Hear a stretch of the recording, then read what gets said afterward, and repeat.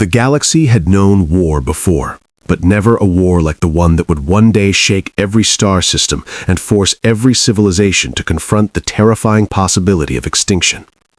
For thousands of years, the stars had been filled with life. Ancient empires had risen and fallen, alliances had been formed, and technology had advanced to unimaginable levels. At the center of this interstellar order stood the Intergalactic Council, a massive alliance of hundreds of intelligent species that governed trade, diplomacy, and security across millions of worlds. Many species had been traveling among the stars for tens of thousands of years, and with that time came wisdom, discipline, and confidence. War, to them, had become a distant memory studied in history archives rather than experienced in reality. Conflicts were usually resolved through negotiation, sanctions, or limited skirmishes that rarely escalated into full-scale battles. The galaxy believed it had evolved beyond brutal warfare. But the universe has a way of reminding civilizations that peace is never permanent. Beyond the mapped edges of coalition space, something unknown was moving in the darkness between the stars.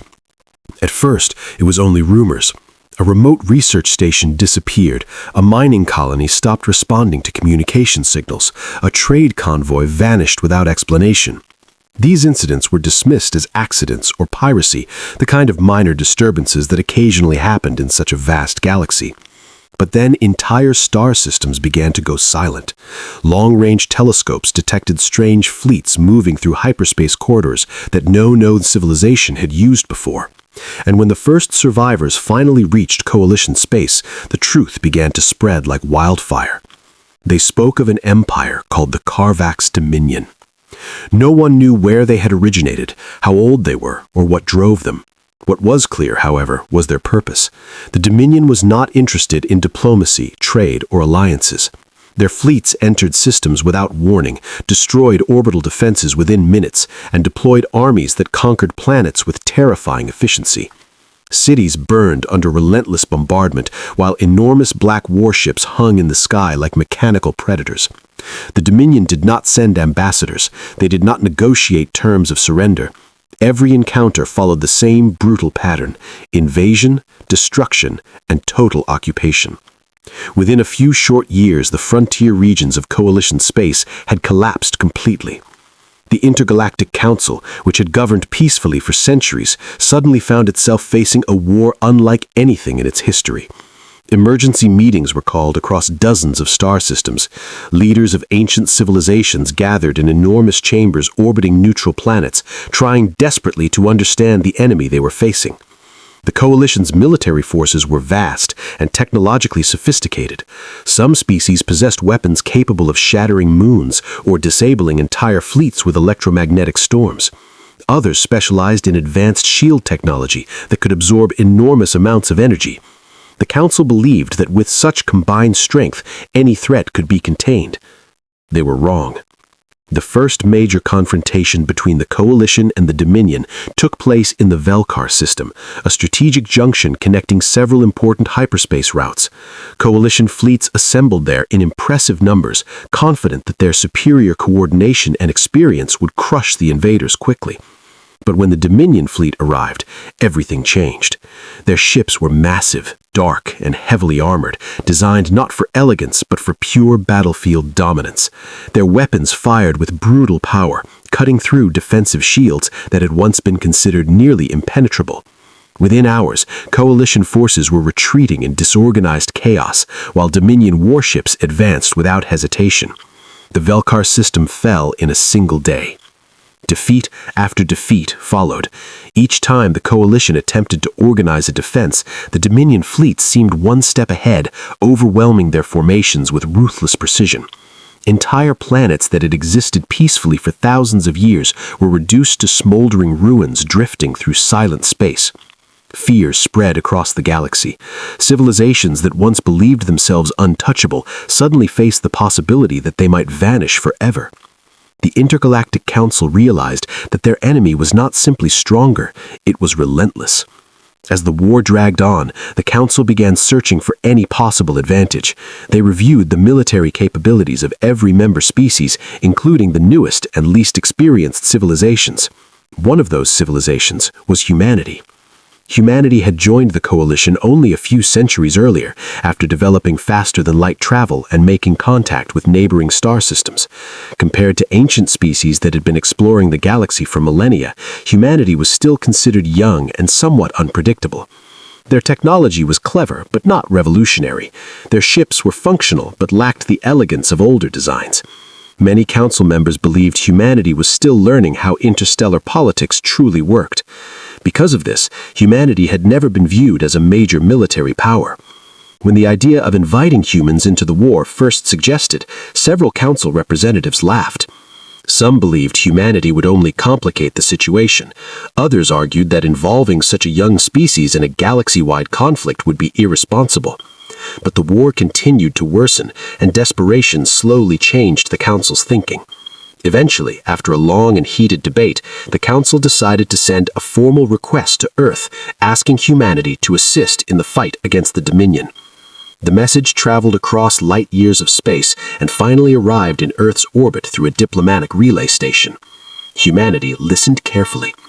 The request described the scale of the conflict, the power of the Dominion, and the enormous risk involved in joining the war.